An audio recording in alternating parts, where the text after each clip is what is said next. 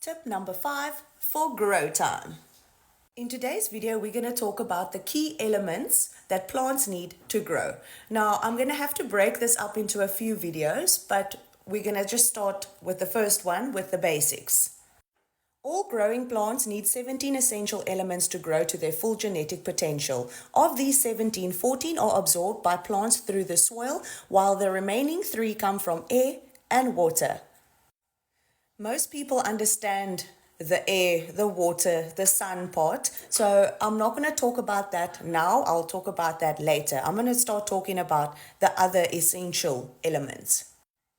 These elements are broken up into macro and micro elements. And here is an explanation of the difference between the two.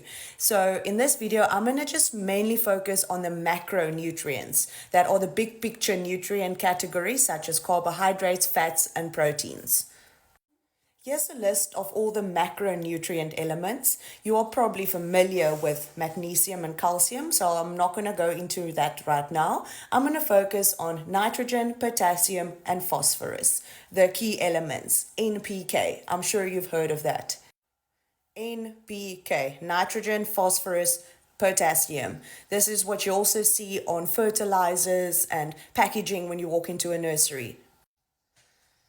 Each of these nutrient elements, nitrogen, phosphorus, potassium, and that's in the order of their importance, and that's how you will always see it on packaging. It will always be nitrogen, phosphorus, potassium in that order. Pause if you want to read, but here it will just give you more explanation of what each of this does.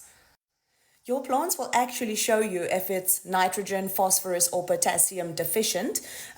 You just need to know what to look for. Go onto the Fertilizer Institute's page and go to this article here, Fertilizing 101. Pause if you want to read, but this article will show you what to look for. Here, it shows you what a plant looks like if it's nitrogen deficient. Over here, they explain and show to you what a plant looks like that is phosphorus deficient. Look out for the purple. And finally, over here, they explain to you what a plant looks like if it's potassium deficient. You look out for this burning ends. It looks like the sun has burned it, but it's actually potassium deficient. A good rounded fertilizer that you can find at most nurseries in South Africa is this one. Wait, let me pull up a green screen. Very good fertilizer that you put in the soil with its NPK right over there in order of its importance and in ratio.